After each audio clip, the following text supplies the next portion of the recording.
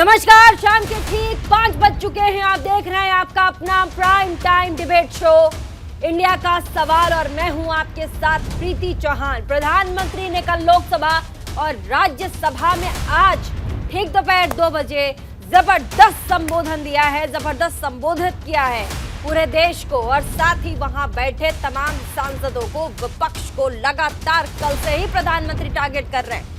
आज प्रधानमंत्री ने सीधे शब्दों में कह दिया है, जितना कीचड़ उछालोगे उतना कमल खिलेगा। अब इसके बाद आप देखिए कल से जिस तरीके से विपक्ष ने, सबसे पहले आप देखिए राहुल गांधी, मल्लिकार्जुन खड़गे ने जिस तरीके से प्रधानमंत्री और बीजेपी को घेरने की कोशिश की और उसके बाद प्रधानमंत्री नरेंद्र मोदी ने जिस तरीके से जवाब दिया है, वो आज पूरे देश भर में चर्चा का विषय है। प्रधानमंत्री मोदी के संसद में भाषण का बड़ी बेसब्री से इंतजार था। सबको लग रहा था कि इस बार प्रधानमंत्री बड़ी बड़ी बातें करेंगे।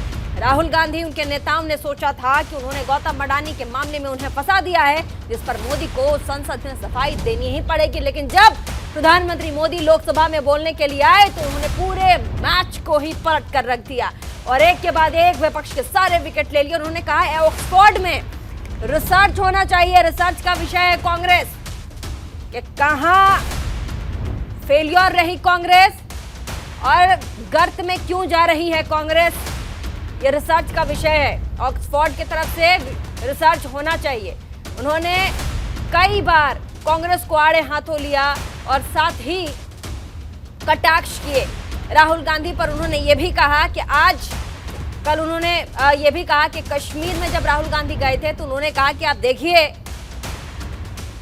हम भारत जोड़ो यात्रा लेकर के लाल चौक पर पहुंच गए, लेकिन प्रधानमंत्री ने कहा कि वो मौका हमने दिया है, वो तमाम मौके हमने बनाए कश्मीर में कि आप जाकर वहां तिरंगा फहरा सके। उसके पहले ऐसा हुआ नहीं करता था। मोदी ने अपने इस भाषण से तकरीबन 140 करोड़ भारतीयों का दिल जीत लिया। अपने भाषण से हम आपको बता दें, उन पर जितने भी आरोप लगे, जितना दुष्प्रचार उन्होंने उनके खिलाफ किया गया, वो सब प्रधानमंत्री के भाषण के बाद तमाम जो चीजें थी वो पीछे छूटती नजर आई। प्रधानमंत्री ने कहा कि मैं वो नहीं हूं जो किसी मीडिया या फिर अखबार के सुर्खियों ने जिसे बनाया हो, टीवी पे चमकते चेहरे ने उन्हें नहीं बनाया, अपनी ताकत का प्रदर्शन किया। लेकिन हम इस सब के बीच 2024 का जो संदेश है वो डायरेक्ट आपने देखा संसद से देने की कोशिश हो रही थी।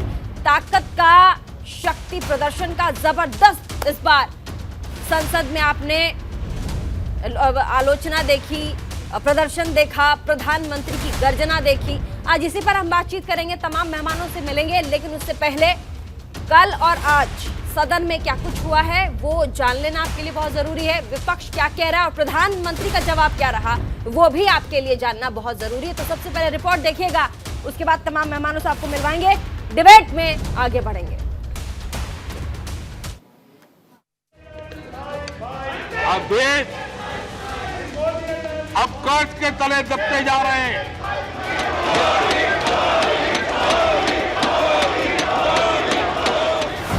आगा पीछा देखकर क्यों होते गमगीन, जैसी जिसकी भावना वैसा दिखे सीन। संसद के बजट सत्र के दौरान राष्ट्रपति के अभिभाषण पर पिछले कई दिनों से जोरदार बहस छिड़ी हुई है। मंगलवार को कांग्रेस सांसद राहुल गांधी ने पीएम मोदी पर सियासी वार किया और अडानी सहित कई सवाल दागे, जिसके बाद प्रधानमंत्री नरेंद्र मोदी ने लोकसभा में अपने आलोचकों और विपक्षी नेताओं को अपने सामने बिठाकर करारा जवाब दिया। साथ ही विपक्ष के बॉयकॉट गैंग को चुन चुन कर हर मुद्दे पर खरी खोटी सुनाई। पूरा इकोसिस्टम समर्थक उछल रहे थे और खुश होकर के कहने लगे, ये हुई अंतिम। पूरा इकोसिस्टम उछल रहा था और कुछ लोग तो खुश होकर के कह रहे थे, ये हुई ना बात। बड़ा शायद नींद भी अच्छी आई होगी, शायद आज उठ भी नहीं पाए होंगे। इंक्वायरी की बात नहीं हुई। अगर मित्र नहीं है तो ये कहते ठीक है मैं इंक्वायरी, मोबाइल थोड़ा पीछे करो ना, इंक्वायरी की बात नहीं हुई। डिफेंस इंडस्ट्री है, वहाँ पे शेल कंपनीज हैं, बेनामी पैसा घूम रहा है, उसके बारे में प्रधानमंत्री ने कुछ नहीं कहा।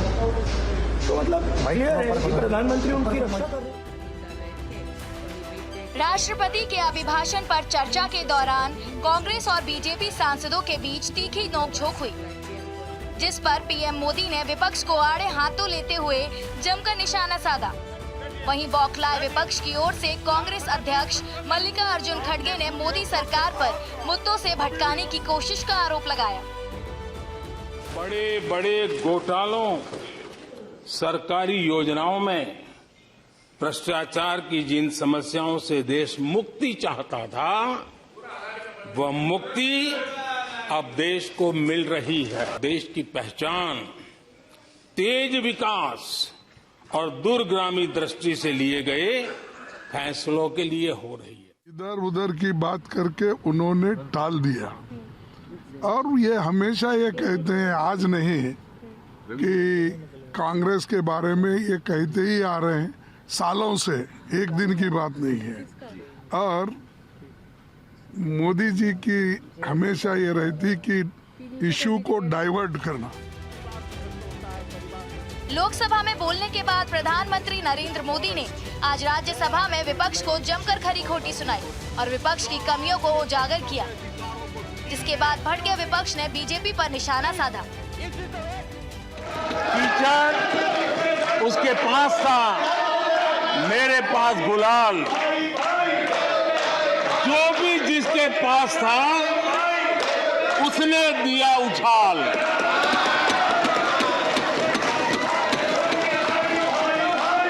और अच्छा ही है, जितना कीचड़ उछालोगे कमल उतना ही ज्यादा खिलेगा। विपक्ष पर हमले के साथ साथ पीएम मोदी ने सरकार की उपलब्धियों को भी सदन में रखा और राष्ट्रपति के अभिभाषण की सराहना की। पीएम मोदी के भाषण में 2024 का विजन साफ नजर आया। उन्होंने देश को और विकासशील बनाने पर जोर दिया। पीएम ने अपने संबोधन के जरिए विपक्ष को ये संदेश जरूर दे दिया है कि साल 2024 के चुनाव में बीजेपी को टक्कर देने के लिए विपक्ष को और अच्छी तैयारी करने की जरूरत है। Bureau report, news India.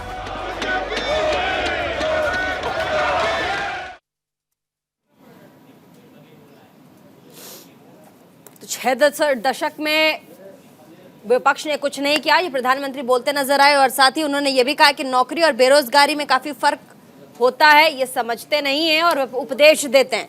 हमारे साथ आज बातचीत करने के लिए यासिर जिलानी प्रवक्ता भाजपा के जुड़ गए हैं, यश श्रीवास्तव प्रवक्ता कांग्रेस के जुड़ गए हैं, महेश आर्य प्रवक्ता समाजवादी पार्टी के थोड़ी देर में ज्वाइन कर लेंगे, परिमल कुमार प्रवक्ता जेडीयू से हमारे साथ जुड़ गए हैं। आप सभी का बहुत बहुत स्वागत न्यूज इंडिया 24/7 के इस प्लेटफॉर्म में। सबसे पहले शुरुआत यासिर जिलानी से करेंगे, प्रवक्ता हैं बीजेपी के। कल से आज तक लोकसभा से राज्यसभा तक जो धुआंधार भाषण दिया है प्रधानमंत्री ने, उस पर विपक्ष ने यही कहा है कि सब कुछ तो कह दिया प्रधानमंत्री जी ने, लेकिन वो नहीं कहा जिसका जिक्र हर किसी के जुबान पर है, जिसका जिक्र विपक्षियों के जुबान पर है। बात नहीं हुई बड़े बड़े मुद्दों की।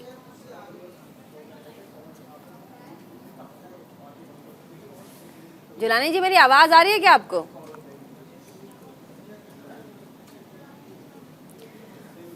जरा अनम्यूट कीजिए।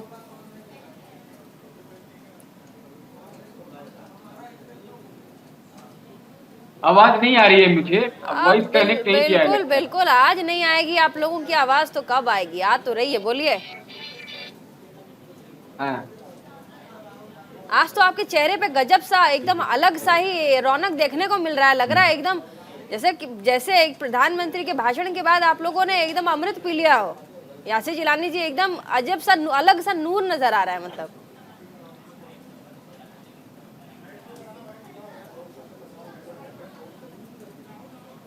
आपको मेरी आवाज आ रही है यासिर जिलानी साहब? टेक्निकल टीम से मैं को अपील करूंगी कि जरा ठीक करवाएं, आवाज की शायद कोई प्रॉब्लम है। हमारे साथ यश श्रीवास्तव हैं, कांग्रेस के प्रवक्ता हैं यश श्रीवास्तव। 6 दशक से विपक्षियों ने सिर्फ देश को बर्बादी की ओर धकेला है, प्रधानमंत्री नरेंद्र मोदी कह रहे हैं। साथ ही उन्होंने ये भी कहा, जितना कीचड़ उछालोगे उतना कमल खिलेगा। जी, पहली बात तो यह है कि उस 6 दशक में से कुछ हिस्सा अटल बिहारी वाजपेयी जी का भी कार्यकाल था। तो बड़े दुख की बात है कि नरेंद्र मोदी अपने आगे अपने ही पार्टी के पुराने नेताओं को भी कुछ नहीं समझते शायद। दूसरी बात, कीचड़ और कमल का ऐसा है कि एक स्थिति के बाद जब कीचड़ दलदल बन जाता है तो कमल वहां नहीं खिलते। वहां पे हाथ लगा के वो दलदल हटाना पड़ता है, तब जाके नई प्रकृति वहां आती है। और अब वही समय है। आपको मेरी आवाज आ रही है? बिल्कुल आ रही है जी। तो जहां तक सवाल है मोदी जी के भाषण का, तो उनके चेहरे पे नर्वस हारे हुए से नेता की झलक साफ थी। इसीलिए वो आज अपनी रेगुलर उनका एक्ट रहता है उससे हट के वो कहीं छाती ठोक रहे थे, कहीं कुछ कर रहे थे। वो ये भी भूल गए थे कि वो जहां एक अकेला बोल के जो छाती पीट रहे हैं, संसद में कोई एक अकेला होता नहीं है। ये अकेला बोल के वो अपने समर्थकों का अपमान कर रहे हैं। वो ये भूल जाते हैं कि वो कहीं जंग लड़के राजा बन के नहीं बैठे, चुनाव जीत के आए हैं, उनके पीछे सांसद हैं। उन सांसदों के समर्थन के बिना उनकी वो कुर्सी नहीं रहेगी। तो अकेला चिल्ला के अपने ही समर्थकों का अपमान करते हैं। और बताइए, जिलानी जी को यहाँ भेज दिया डिबेट करने के लिए, कितनी गलत बात है। यासिर जिलानी साहब, कल से अभी मेरी आवाज आ रही है आपको? बिल्कुल आ रही है। लोकसभा से लेकर राज्यसभा तक प्रधानमंत्री के संबोधन के बाद विपक्षियों का कहना है कि प्रधानमंत्री ने गर्जना तो खूब की, दहाड़े तो खूब, लेकिन बात नहीं हुई जिस पर विपक्ष लगातार घेर रहा है। उनसे सवाल पूछना चाह रहा है। देखिए, विपक्ष कहाँ है, विपक्ष कौन है? विपक्ष कंफ्यूजन का एक बहुत बड़ा केंद्र बिंदु बन चुका है। विपक्ष के पास किसी का समर्थन हासिल, कांग्रेस के नेता हताश दिखे, निराश दिखे, अजीबोगरीब हरकत करते हुए कांग्रेस के नेता सदन में दिखाई दिए। भारत के लिए उनसे मैसेज जो चाहिए था भारत को, वो विपक्ष की जो भूमिका निभानी थी वो भी नहीं निभा। और हमारे 2-3 बिल्कुल ऐसे सवाल हैं जिनका जवाब तो देना चाहिए। भाई, आपकी जो पूरी की पूरी एक ख्याति है वो नेहरू खानदान से शुरू है, नेहरू खानदान पे खत्म होती है कांग्रेस। तो आखिर आपने नेहरू सरनेम को क्यों छोड़ा, उस पर कभी क्यों नहीं चर्चा करी? यही तो पूछा गया है, यही तो सवाल सामने आया है।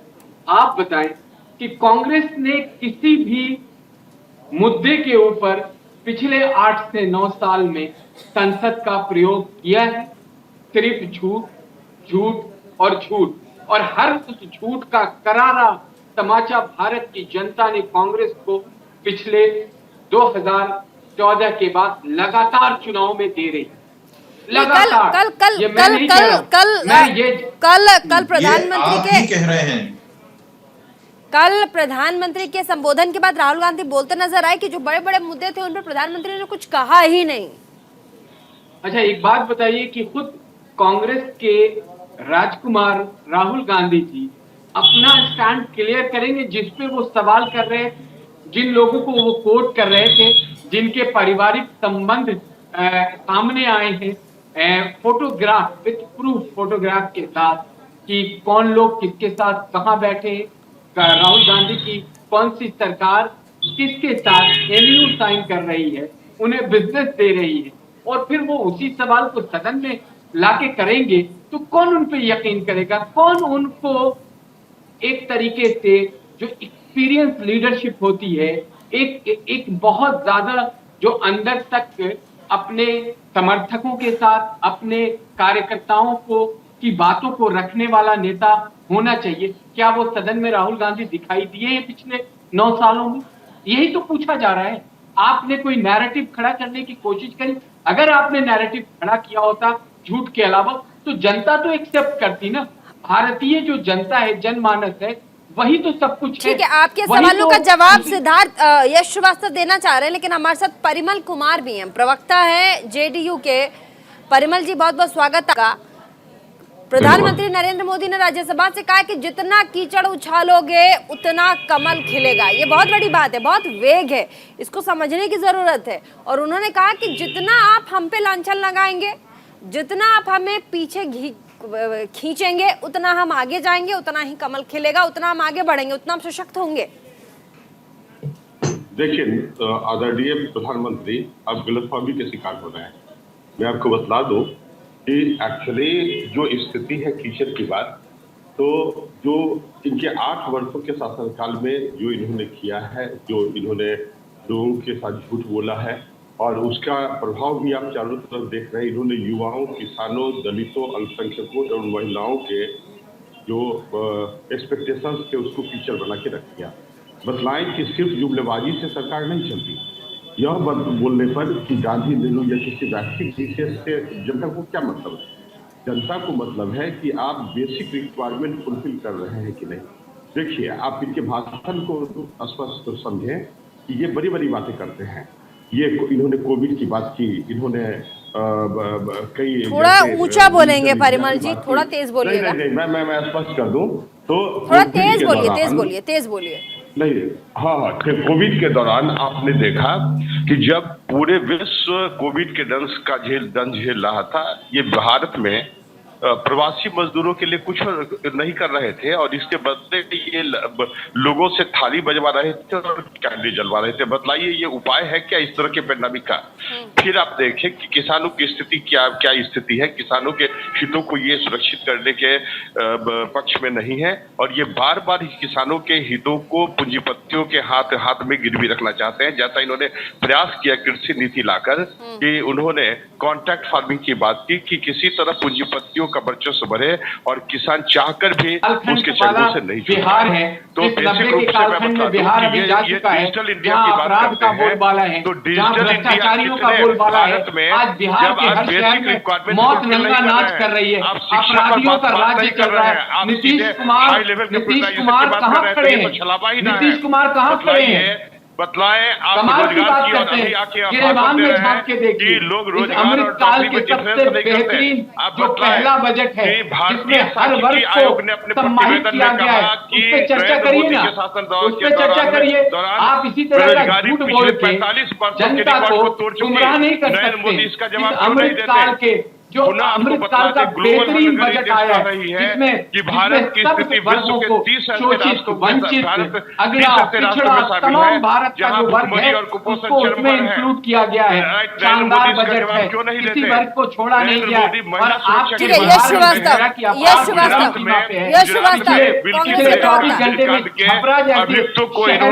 अपराधियों ने बंधक बना लिया है, एक लफ्ज भी नीतीश कुमार ने नहीं बोला। एक लफ्ज भी कांग्रेस के प्रवक्ता एक सेकंड एक एक करके यश श्रीवास्तव, प्रधानमंत्री ने कल कहा था लोकसभा में, उन्होंने कहा था कि अब कांग्रेस रिसर्च का विषय है ऑक्सफोर्ड में कि कांग्रेस गर्त में क्यों जा रही है।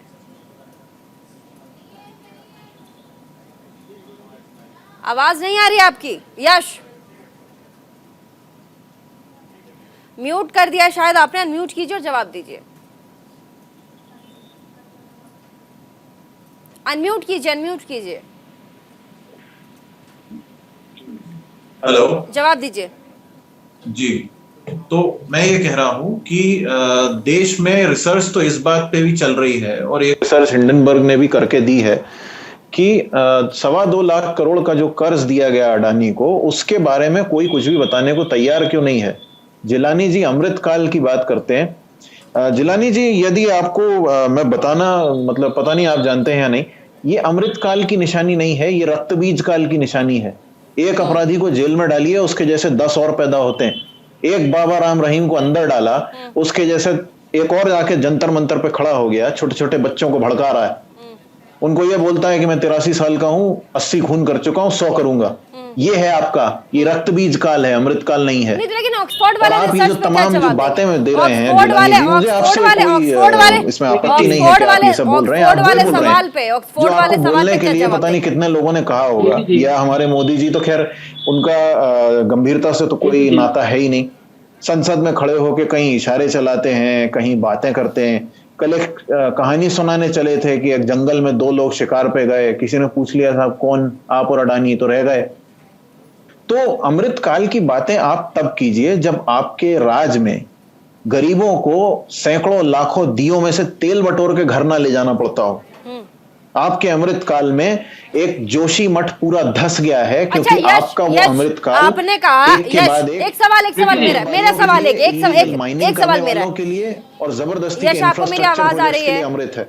आपको मेरी आवाज आ रही है? जहर है। आपको मेरी आवाज आ रही है? यश श्रीवास्तव, आपको मेरी आवाज आ रही है? एक सवाल मेरा आपसे, आपने कहा कि प्रधानमंत्री सीरियस नहीं नजर आते।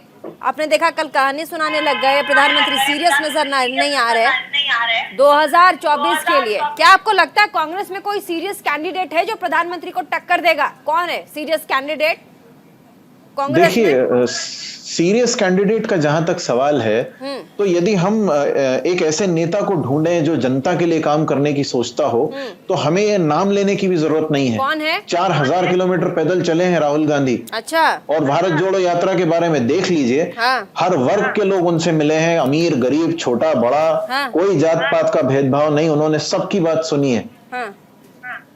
तो आप ये कह रहे हैं कि लोकसभा के लिए, रुकिए, आप ये कह यदि रहे हैं देश चाहेगा तो 550 सीटें हैं लोकसभा में। हाँ। आप 550 निर्दलीय भी चुन सकते हैं, हमें कोई आपत्ति नहीं है। मैं कह रही हूँ, आप निर्दलीय पार्टी की बात मत कीजिए, आप अपनी पार्टी की बात कीजिए। चुनिए जो आपके लिए पार्टी की बात कीजिए। यश जी, आप ये कह रहे हैं कि 2024 में क्या राहुल गांधी चेहरा होंगे प्रधानमंत्री का? आप ये कह रहे हो? मैडम, राहुल गांधी जी इस देश में गणतंत्र के पुनर्जागरण का चेहरा है। वो प्रधानमंत्री का चेहरा है या नहीं, ये मुझे बताने की कोई जरूरत नहीं है। आप तो कह रहे हैं सीरियस नहीं है प्रधानमंत्री, कम से कम आप तो सीरियस स्टेटमेंट दीजिए। एक बात पे स्टक रहिए, होंगे क्या प्रधानमंत्री के कैंडिडेट बोलने में क्या फर्क? यासिर जिलानी, अब यासिर जिलानी प्रवक्ता भाजपा के, आपको मैंने समय दिया। यश, जुमले फेंकना बंद। यश श्रीवास्तव, मैंने आपको समय दिया। यासिर जिलानी कुछ कहना चाह रहे हैं? और मुझे हैरानी हो रही है प्रीति, एक युवा मेरा साथी है, लेकिन कांग्रेस ने किस तरीके से उस यूथ के अंदर नफरत कर दिया अपने देश की। वो अपने ही देश के बजट को अमृतकाल के बजाय रक्त से इंडोर्स करता है। ये युवा जो भारत का भविष्य है, उसको राहुल गांधी की नफरत की राजनीति ने, उसके दिमाग पे इतना हावी है वो नफरत कि वो उससे निकलने के कोशिश भी नहीं कर। वो भूल गया कि ये वही कांग्रेस है जिसने 75 जैसी खतरनाक जो सिद्धांत है उसका इम्प्लीमेंटेशन करना। भारत की जनता ये वही कांग्रेस चाहती है कि ये वही कांग्रेस है जिसने 75 जैसी रोजगार कितना उपलब्ध ये करा है, वही कांग्रेस है महिला जिसने सुरक्षा के दिशा में क्या 84 काम जैसा किया, नरसंहार संविधान जनसंहार करने का ये प्रयास कर वही रहे हैं। ठीक है, हमारे साथ एक और मेहमान जुड़ गए, समाजवादी पार्टी के हैं महेश आर्य, प्रवक्ता समाजवादी पार्टी के एक और मेहमान हमारे साथ जुड़ गए हैं, महेश आर्य जी। कल प्रधानमंत्री ने लोकसभा में बात होने दीजिए, बोलिए जल्दी से। जिलानी साहब, आपको पता समय थोड़ा कम होता है हमारे पास। मैं अपने युवा साथी को बोल रहा हूँ जो अपने विचारधारा को लेके इतना जबरदस्त कंफ्यूजन में है कि वो भारत के ऊपर प्रहार कर रहा है। वो भारत को लेके ऐसी बातें कर रहा है जो मुझे लगता है कि भारत की जनता ऐसे युवाओं को अगर इस सोच से आगे बढ़ेंगे तो की आलोचना है, और आप जैसे लोगों की आलोचना करने का अधिकार हर नागरिक को है। ये भारत पे प्रहार बोल के आप भारत की और मत लीजिए हर बात के लिए। संविधान, अरे आपके लोग अडानी के लिए भी भारत पर प्रहार बोल रहे हैं। अडानी का आदमी पीछे तिरंगा रख के अपना क्लैरिफिकेशन दे रहा है। महेश आर्य भारत पे प्रहार की बात नए मेहमान है, उनको ऐड कर लेते हैं, उनको ज्वाइन करवा देते हैं प्लीज डिबेट में। महेश आर्य समाजवादी पार्टी के नेता, एक भी आदमी आपका एलएसी पर नहीं नए है। मेहमान है, समाजवादी पार्टी के प्रवक्ता हैं महेश आर्य जी। आपका स्वागत न्यूज इंडिया 24/7 के प्लेटफॉर्म में। और महेश आर्य जी, प्रधानमंत्री ने कल कहा कि हमारी सरकार ने, प्लीज यासिर जिलानी जी प्लीज, महेश, सड़क का गुंडा सेना को कहने वाली विचारधारा वो एलएसी और एक सेकेंड प्लीज, एक मेहमान है, वो बात कर लेने दीजिए प्लीज। बहुत अफसोस हो, डिबेट का डेकोरम थोड़ा सा रखिए, नए मेहमान है, मिलवा देते हैं, उसके बाद फिर हम ब्रेक पे भी जाना पड़ेगा। महेश आर्य जी, प्रधानमंत्री ने कल कहा संबोधन में कि एक काम हमारी सरकार ने बड़ी अच्छी की है, वो ये कि तमाम विपक्षियों को एक कर दिया। भले ही वो डर के मारे हो ईडी और सीबीआई के, लेकिन देखिए तमाम जो विपक्ष है, जब से हमारी सरकार आई है, ये सब एक लाइन से एक होके एकजुट एक स्वर में दिख रहे हैं, और ये काम ईडी और सीबीआई ने कर दिखाया। क्या कहेंगे आप महेश आर्य जी? नहीं, देखिए प्रधानमंत्री जी अगर इस तरह से बोल रहे हैं तो मुझे तो आपने सुना नहीं कल? बहुत बड़े, मैं थोड़ा सा बोल रही हूँ, प्रधानमंत्री ने कल कहा लोकसभा में। महेश जी बिल्कुल आप सही कह रही हैं। भाषण माननीय प्रधानमंत्री जी का सभी ने सुना है। हाँ। और उसमें एक पार्ट ये भी जो आप कह रही हैं, तो मैं ये कहना चाहता हूं कि देश के प्रधानमंत्री हैं, 140 करोड़ जनता के प्रधानमंत्री हैं, उनको बहुत बड़ी पोस्ट पे वो बैठे हुए हैं, और जिस तरीके से उन्होंने जो भाषण को अपने स्पीच किया है, वो लगता नहीं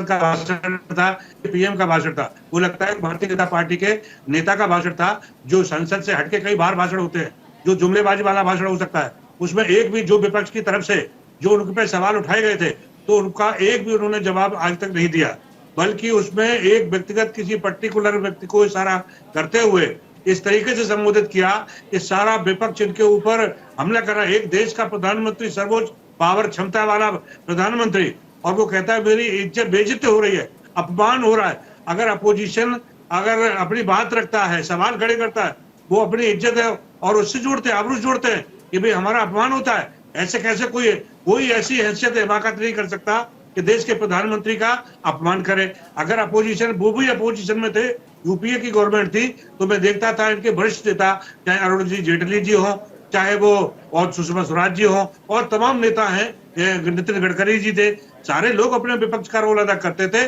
और तब कोई ऐसी बात नहीं थी। लेकिन ऐसा लगता है माननीय प्रधानमंत्री जी का भाषण, जिन्होंने जनता को नाराज किया, देश की जनता पूछना चाहती थी, 90 मिनट का भाषण दिया, 90 मिनट के भाषण में महेश जी मेरा एक बहुत जेन्युइन सा सवाल है। आप जनता की दुहाई दे रहे, प्रधानमंत्री ने जनता को लेकर के ही कहा, मैं वो चेहरा नहीं हूं जिसे अखबारों की सुर्खियों ने बनाया है, मैं वो चेहरा नहीं हूं जिसे मीडिया और टीवी पे चमकते हुए चेहरों ने बनाया है, मुझे जनता ने चुना है और जनता ने वोट दिया है। तो वो भी तो जनता की बात कर रहे हैं, कहने जनता का पूरा समर्थन है। बोलिए महेश, बोलिए। हाँ प्रीति जी, मैं माननीय प्रधानमंत्री जी अगर ऐसा वहाँ बोलते हैं, हाँ। तो इसको कौन सी अदालत में इसको तय होगा कि जितनी भी उनकी योजनाएं चली हुई, चाहे उज्ज्वला योजना हो, आपने देखा होगा उस पर जगह जगह बड़े बड़े इश्तेहार हुए।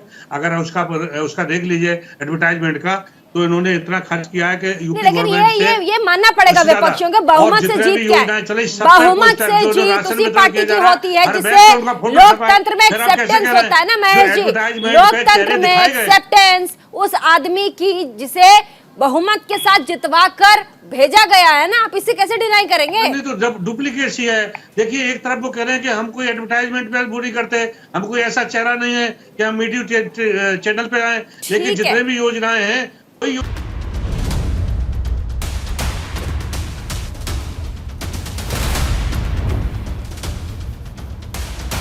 तमाम मेहमान हमारे साथ जुड़े हुए हैं। सबसे पहले रुख यासर जिलानी का, प्रवक्ता है भाजपा के महेश आर्य जी, प्रवक्ता समाजवादी पार्टी के। कई महत्वपूर्ण सवाल उन्होंने पूछे। उन्होंने कहा कि प्रधानमंत्री का जो भाषण था वो लग ही नहीं रहा था कि प्रधानमंत्री भाषण दे रहे हैं, और साथ ही उन्होंने ये भी कहा कि जो बड़े मुद्दे थे जिन पर बात होनी चाहिए थी उन पर प्रधानमंत्री ने फोकस नहीं किया। यासर जिलानी, एक मुद्दा बता दें समाजवादी पार्टी के नेता कि किस मुद्दे पे वो सुनना चाह रहे थे, क्या सुनना चाह रहे थे, कौन सी योजना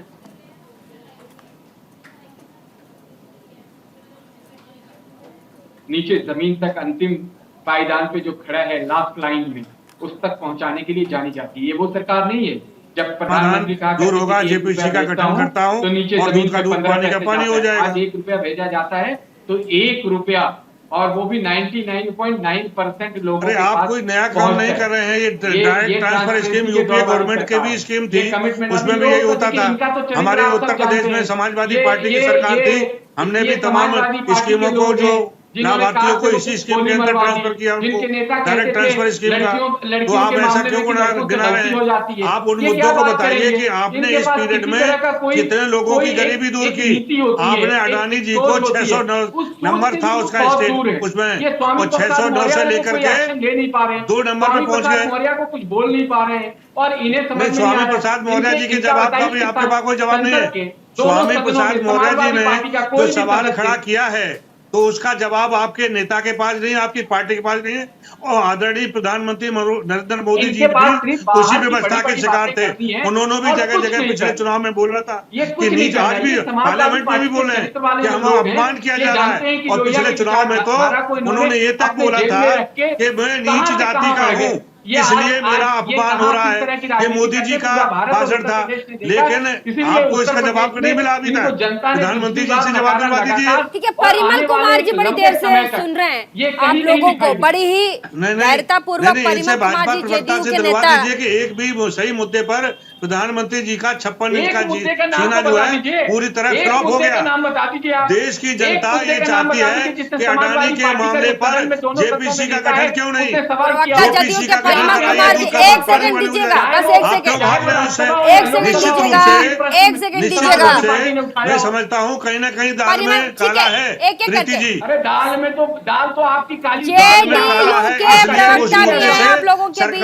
परिमल कुमार थोड़ा समय लीजिए ताकि सारे लोग बोल पाए। महेश आर्य जी थोड़ा समय लीजिए ताकि और भी लोगों को समय मिल पाए। परिमल कुमार जी एक सेकंड परिमल जी सवाल तो पूछने दीजिए, एक सेकंड। परिमल जी, कल आपके लोगों ने भी, आपके पार्टी के लोगों ने भी सदन में हंगामा किया, लेकिन इस बार विपक्ष जिस तरीके से तैयारी करके आया था कि भाजपा पर प्रधानमंत्री मोदी को वो लोग घेर रहेंगे, जितने भी मुद्दे हैं उनको लेकर के, लेकिन कल सदन में जेडीयू के लोगों ने हंगामा तो किया लेकिन असर नहीं दिखा। उसका कुछ असर नहीं हुआ, उल्टा भाजपा हावी दिखाई पड़ रही थी, प्रधानमंत्री मोदी हावी दिखाई पड़ रहे थे। देखिए, नरेंद्र मोदी की एक विशेषता क्या है? क्या विशेषता? चलिए मान तो रहे हैं आपकी विशेषता है प्रधानमंत्री। मैं स्पष्ट कर दूं, ये हमेशा नई नई घोषणाएं करते हैं लेकिन ये प्रत्येक फ्रंट पर फेल है। उदाहरण के लिए मैं बता दूं कि जब ये पावर में आए तो उन्होंने मेक इन इंडिया प्रोजेक्ट प्रारंभ किया, जिसमें ये ऑब्जेक्टिव सेटअप किया गया था कि मैन्युफैक्चरिंग सेक्टर में ग्रोथ 16% से 25% पर ले जाया जाएगा, उससे रोजगार सृजन होंगे। आपको बतला दें कि कोई उसमें 16% ही रहा, कोई वृद्धि नहीं हुई। फिर इन्होंने भारत के युवाओं को छलने के लिए फिर उसके पीरियड को 5 वर्ष के लिए एक्सटेंड किया। अगेन आई एम सेइंग कि इन्होंने नमामि गंगे प्रोजेक्ट लाए। नमामि गंगे प्रोजेक्ट को सतह पर कितना ये प्रभावी रहा, आप इसका अंदाजा इसी से लगा सकते हैं कि 6304 करोड़ मतलब 2 वर्ष पहले तक इस पे खर्च हो चुके थे, मतलब जो गंगा वाटर की प्यूरिफिकेशन पर। लेकिन उसमें से मैं आपको बतला दें कि जो एनजीटी का रिपोर्ट आया उसमें कहा गया कि गंगा नदी के में ऑक्सीजन की मात्रा में सतत कमी हो रही है और बैक्टीरिया का लेवल 58% तक हो गया, मतलब जहरीला टाइप का हो गया है, राइट। फिर आप देखें कि जैसे नरेंद्र मोदी सरकार की एक और विशेषता है कि वो यदि 200 करोड़ का प्रोजेक्ट प्रारंभ करते हैं तो 150 करोड़ का एडवर्टीजमेंट पे खर्च करते हैं और मात्र 50 करोड़ ही वो वास्तविक स्थिति में इंप्लीमेंट करने का प्रयास करते हैं। जैसे उदाहरण के लिए आप देखें कि किसानों की स्थिति क्या है भारत में, जगजाहिर है। क्या इन्होंने रोजगार दिया? जगजाहिर है। इन्हीं की संस्था इंडियन स्टैटिस्टिकल ऑर्गेनाइजेशन जो प्रधानमंत्री कह रहे हैं नौकरी और बेरोजगारी में तो पता फर्क पता है ही नहीं, उद्देश्य दे रहे हैं नौकरी और बेरोजगारी में विपक्ष को फर्क नहीं पता है। इंडियन स्टैटिस्टिकल ऑर्गेनाइजेशन के 2 सदस्यों ने आप लोग अपने बहुत कॉन्क्रीट बातों को रखें क्योंकि समय बहुत कम है, संबंधी आंकड़े को देश के सामने नहीं लाना चाहती।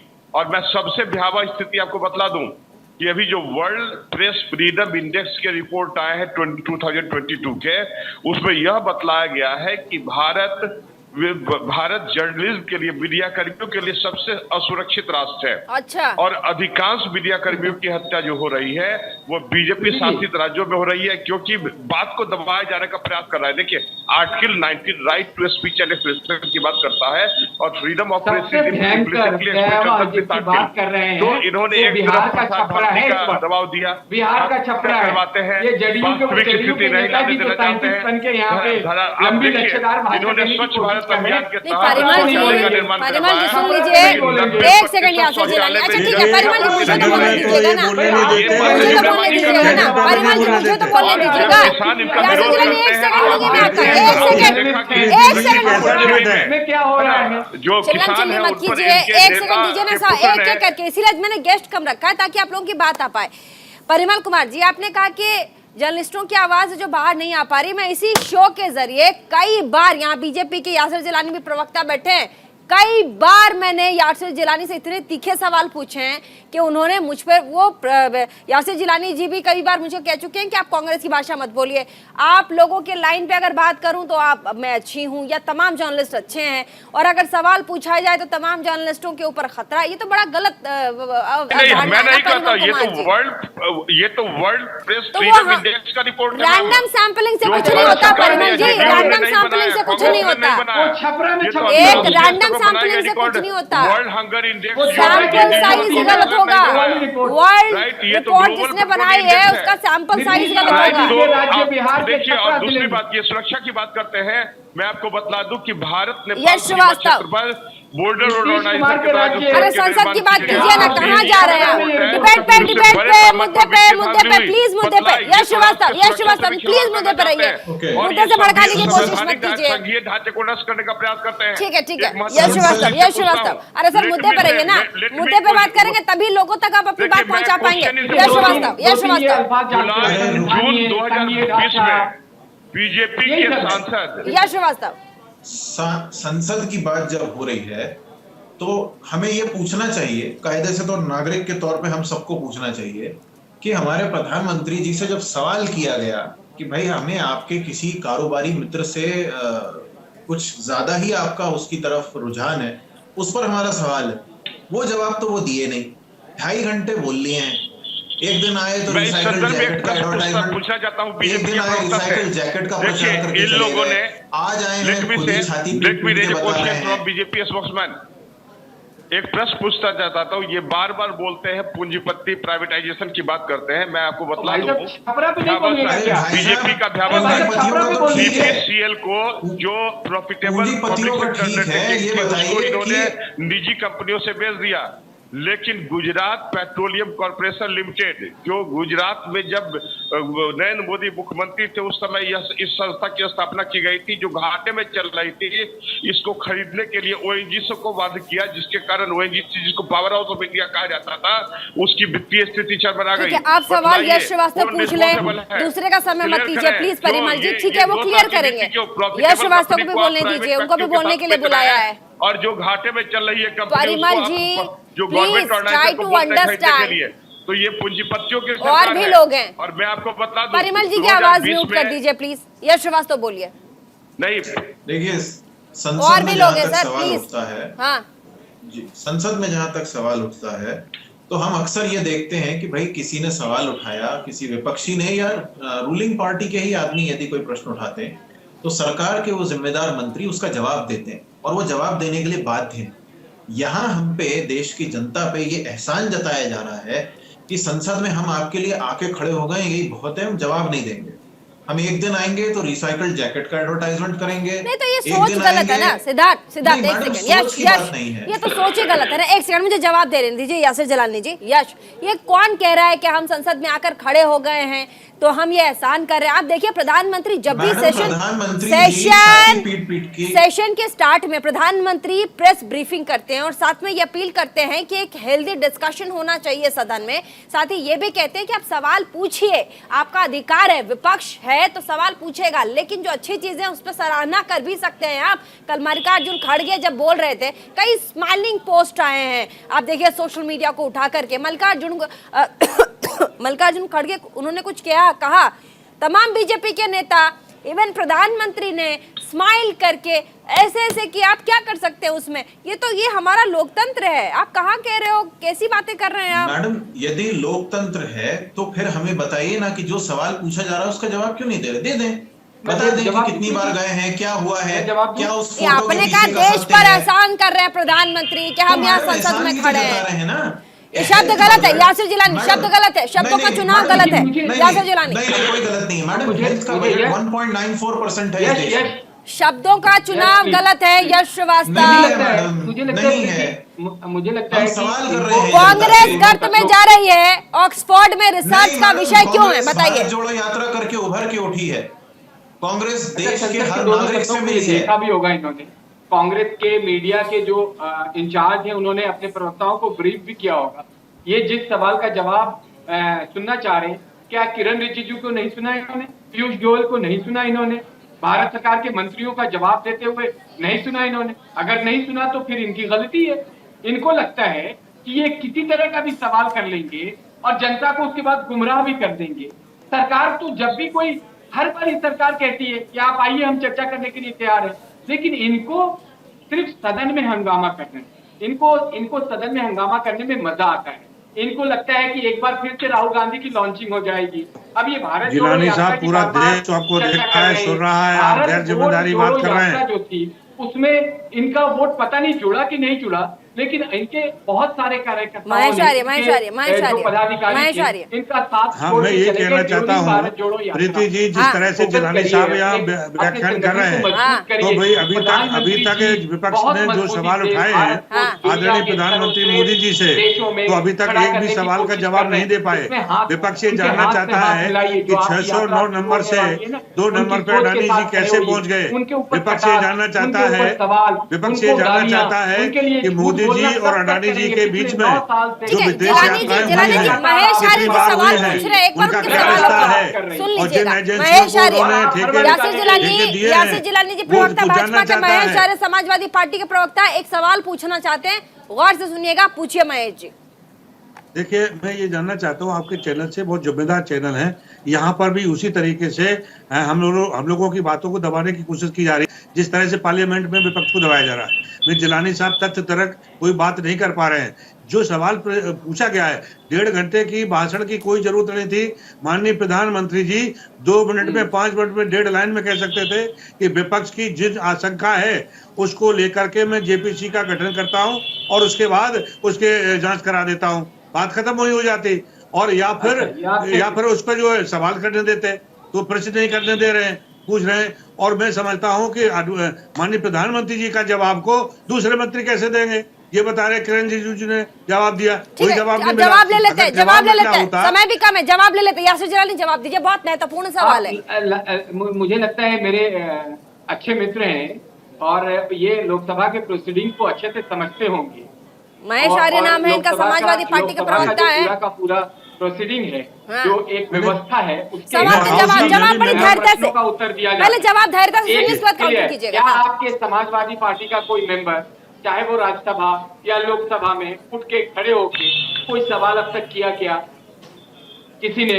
अरे कमाल है, आप डिबेट में ये कोई बात नहीं हुई, ये कोई सभा की बात नहीं है, ये पर्टिकुलर आप बात कर रहे हैं। तो हमारे नेता डिम्पल यादव जी ने जो सारी बातें रखी हैं, हमारे नेता डिम्पल यादव जी मैनपुरी से मेंबर ऑफ पार्लियामेंट हैं, उनको आपने सुना होगा, उन्होंने भी रखा। और सारा अपोजिशन का जो सवाल है वो सभी के देश के सवाल है, और वो देश के सवाल आज भी जानना चाहता है, उसका जवाब आपके पास नहीं है, ना आपके प्रधानमंत्री ने दिया है। तो मैं समझता हूँ कि प्रधानमंत्री जी को ये बोलना चाहिए, खाली अपने मुंह से अपनी बड़ाई करना, ये कौन सा इतिहास है, ये कौन सा तरीका है कि रहीमदास जी कहते हैं कि बड़े बोले बोल, बड़े बड़ाई ना करें, बड़े ना बोले बोल, रहमन हीरा कब करें, लाख टका मेरे बोल। कभी हीरा अपनी लाख टका नहीं बताता, कीमत नहीं बताता। लेकिन मैंने देखा देश का प्रधानमंत्री अपने ही गुणगान करते हैं, और पूरी तरीके उनका स्पीच प्रधानमंत्री जैसा गंभीरतापूर्ण होना चाहिए। हमारे भी प्रधानमंत्री है, हम उनका बहुत सम्मान करते हैं, देश की 140 करोड़ जनता के सम्मान है। लेकिन आपसे आप पूछना चाह रहे, सवाल नहीं दे रहे हैं। 1.5 मिनट में आप सवाल का जवाब मिल सकता था, लेकिन आप नहीं चाहते कि संसद चले। सबसे पहले भारत ने मदद का हाथ बढ़ाया है। नहीं, जो आपने योजनाएं चलाई हैं, क्या यूपीए गवर्नमेंट में योजना नहीं चलती थी क्या? एक ऐसा देश रहा है जिसने सबसे पहले अपने नागरिकों को वैक्सीन दी। उस देश का नेतृत्व जो दुनिया देख रही है, उस नेतृत्व ने प्रीति जी, आप वो भी चला दीजिए कि कितना दुखद झेला है देश की जनता ने, देश की जनता ने कितना दुखद झेला है, कितने लोग लापता हो गए, कितनी बहनों ने भाई खोया, कितने अपने परिवार को खोया है, लेकिन इलाज नहीं था, ऑक्सीजन नहीं थी, आप उस पर जबरदस्ती कर रहे हैं।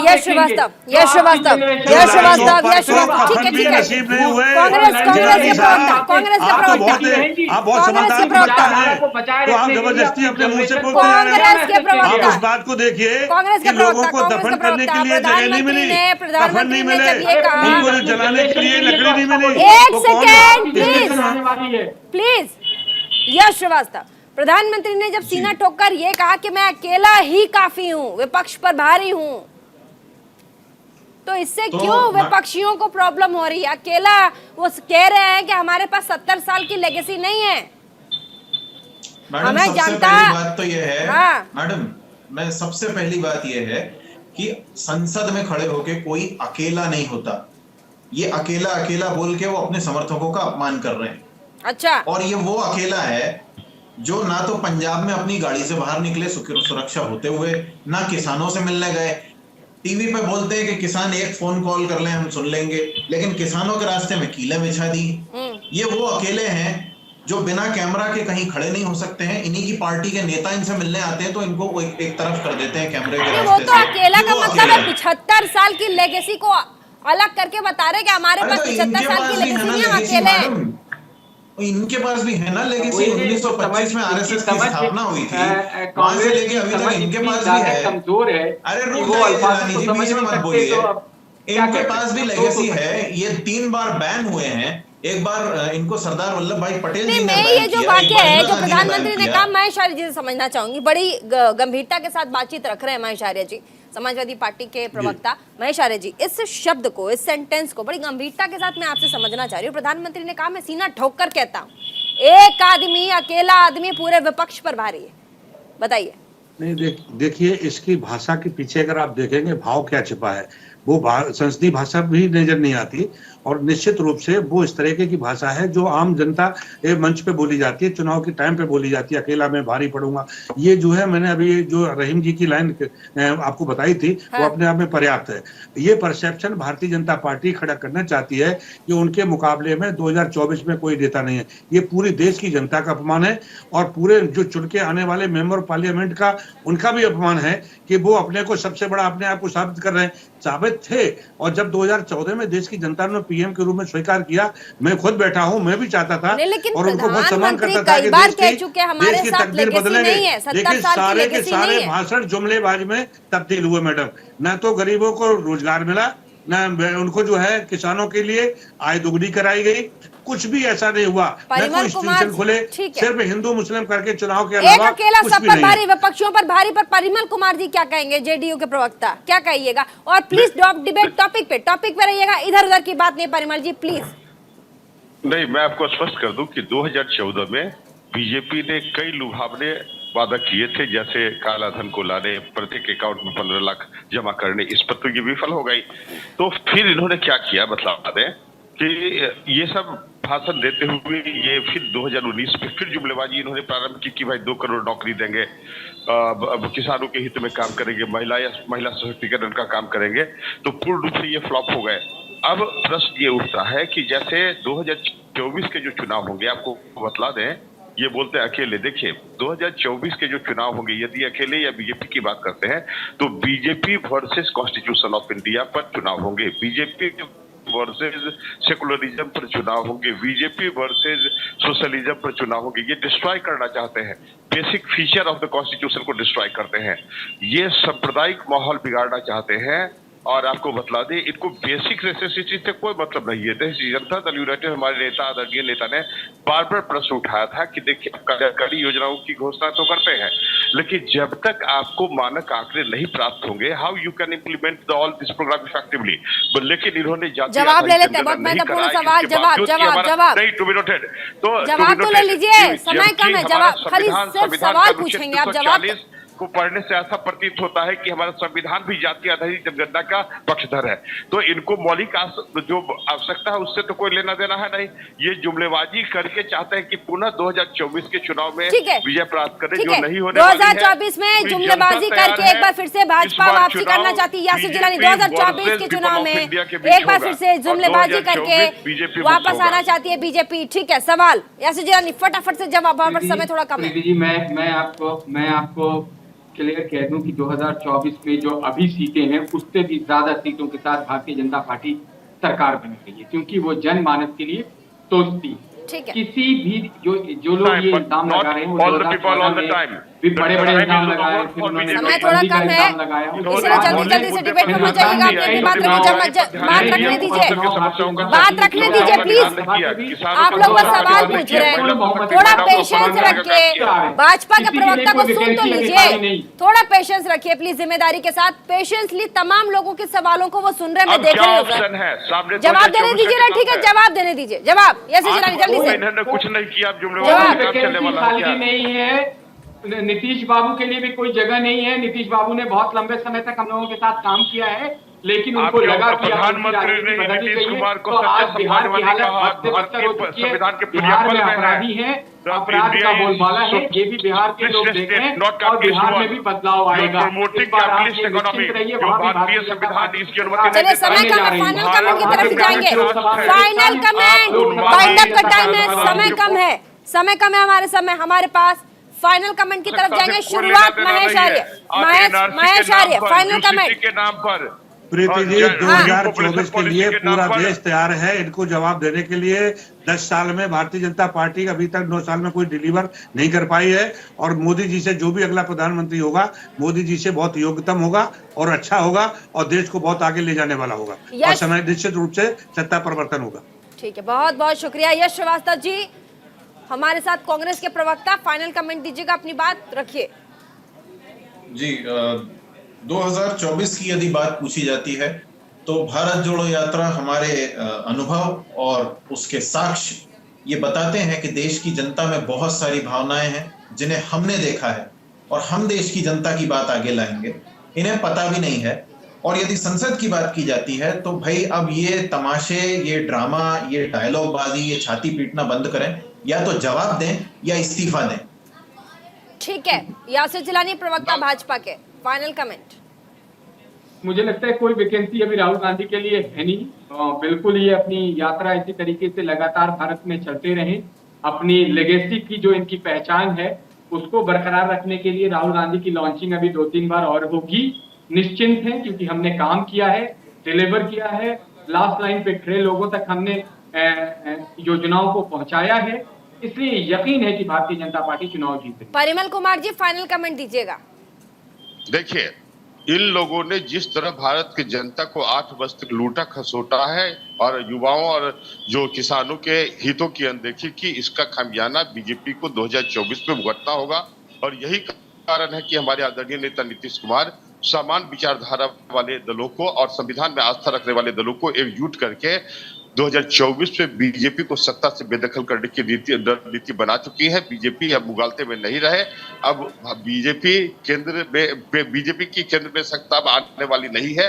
जनता उब चुकी है टेक्निकली। आप कितने फाइनल कमेंट दीजिएगा, थोड़ा जल्दी समय कम है। बहुत बहुत शुक्रिया तमाम मेहमान हमारे साथ इस डिबेट में जुड़े। और साथ ही आपने देखा 2024 के लिए अभी से प्रधानमंत्री नरेंद्र मोदी, तमाम विपक्षी नेता राहुल गांधी से लेकर के मल्लिकार्जुन खड़गे, दूसरी तरफ प्रधानमंत्री मोदी, बीजेपी का पूरा कुनबा 24 के लिए ताल ठोक रहा है। और साथ ही प्रधानमंत्री ने जिस तरीके से आज विपक्षियों के तमाम सवालों के लिए ज़बानी कवच का इस्तेमाल किया है, वो अपने आप में काबिल तारीफ है। लेकिन अब देखना होगा कि संसद के इस सत्र की गूंज क्या अगले साल होने वाले 2024 के लिए काम आएगी। क्या अगले साल फिर से एक बार फिर से भाजपा रिपीट कर पाएगी। अभी से शुरुआत हो गई है लोकसभा चुनाव की गूंज संसद से। अब देखना होगा कि होने क्या वाला है। उससे पहले विधानसभा चुनाव है 9 राज्यों के, और साथ ही जिस तरीके से भाजपा त्रिपुरा में ताल ठोक रही है, उसके बाद फिर देखना अहम हो जाता है कि वहां क्या होता है। फिलहाल छोटे से ब्रेक के लिए रुकेंगे। पल पल की अपडेट हम आपको पहुंचाते रहेंगे। देखते रहिए न्यूज़ इंडिया